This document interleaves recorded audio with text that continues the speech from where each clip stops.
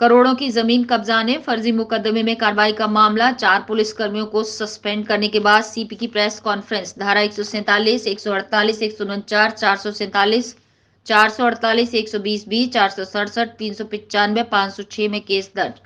कमल चौधरी, धीरू चौधरी, जितेंद्र कुमार पुलिसकर्मियों पर नामजद केस दर्ज।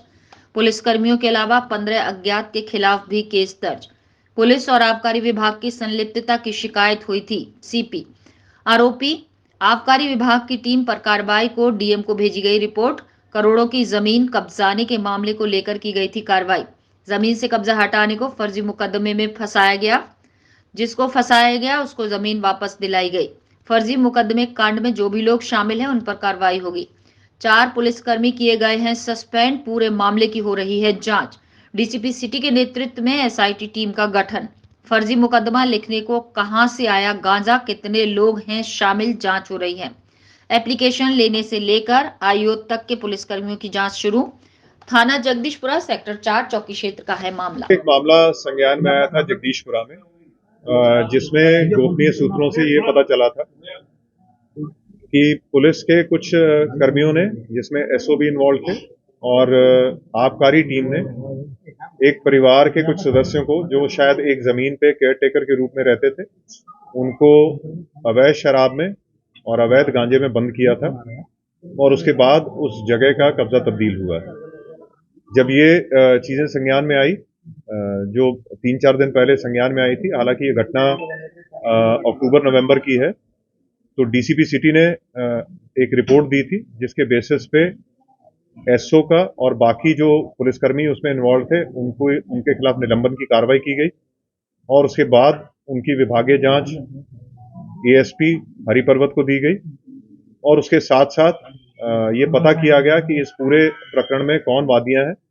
वादिया को बुला के जो उन्होंने तहरीर दी, उस तहरीर के बेसिस पे कुछ पुलिसकर्मियों के खिलाफ और प्राइवेट लोगों के खिलाफ मुकदमा दायर किया गया और जो परिवार वहां पे रहता था, जिसको वहां से हटाया गया था, उस परिवार को पुनः वहां पे विस्थापित किया गया है और उसके अलावा जो भी उसमें लीगल प्रक्रिया करनी है, चाहे वो 145 सीआरपीसी की कार्रवाई हो, अगर आवश्यक होगी तो वो की जाएगी, अगर नहीं आवश्यक तो अन्यथा उस परिवार को वहां पे दोबारा से विस्थापित करवाया गया पुलिस के द्वारा।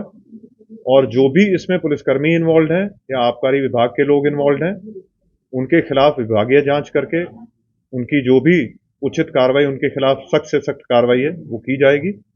और जो मुकदमा कायम हुआ और जो बाकी विभागीय जांच है, इसमें एक एसआईटी का गठन किया गया है जो डीसीपी सिटी की अध्यक्षता में पूरी कार्रवाई करेगी और उस जांच के बाद अगर आवश्यक होगा और भी कोई मुकदमे कायम होने की आवश्यकता होगी तो वो मुकदमे भी कायम किए जाएंगे, चाहे वो उस टीम के खिलाफ हो जिन्होंने अवैध गांजा बरामद किया या उस टीम के खिलाफ हो जिन्होंने वहां से अवैध शराब बरामद की। पहले उसमें जांच होगी और जांच होने के बाद अगर ये पाया जाता है कि ये सारी जो कार्रवाई थी ये गलत कार्रवाई थी, तो वहां मुकदमा भी कायम होगा और भी जो कार्रवाइयां होनी होगी उनके खिलाफ कार्रवाई की जाएंगी। इसके अलावा इसमें जो भी विवेचक हैं उनकी क्या रोल रहा, क्या भूमिका रही, उसकी भी जांच की जाएगी और अगर आवश्यक होगा तो उनके खिलाफ भी सख्ती से कार्रवाई की जाएगी। सर, जमीनी कब्जे में पुलिस भी इन्वॉल्व रही, आबकारी विभाग वाले मौजूद हुए, तो इसके पीछे मास्टरमाइंड कौन है? क्या ये माफिया ने पूरा? देखिए, ये कब्जे करने में लोग इन्वॉल्व रहे हैं पुलिस के या आबकारी विभाग के, ये तो मैं नहीं कह सकता हूं, लेकिन जो मुकदमा कायम हुए हैं उनमें डेफिनेटली इन्वॉल्व रहे हैं और उसमें कौन भूमाफिया या नहीं है, अगर जो वादिया ने जो नाम लिख के दिए हैं वो आप सबको एफआईआर की कॉपी एक दे दी जाएगी। अगर उसके अलावा भी नाम आएंगे तो बिल्कुल उनके खिलाफ भी सख्ती से कार्रवाई की जाएगी।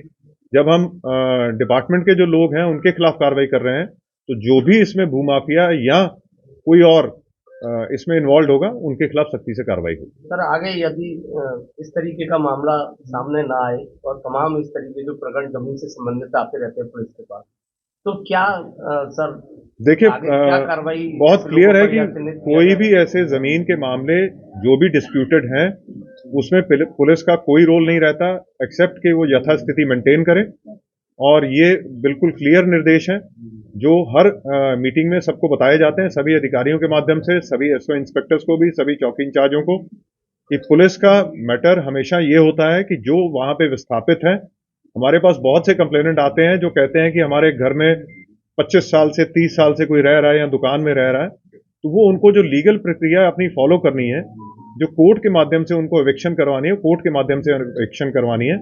पुलिस कोई ऐसा माध्यम नहीं है जिससे कोई किसी को एविक्ट करवा दे, चाहे कोई मामला कितना भी डिस्प्यूटेड हो, कितना भी कोई उसमें किसी को प्रॉब्लम हो, लेकिन उसका तरीका वही है कि उनको कोर्ट को अप्रोच करना होगा।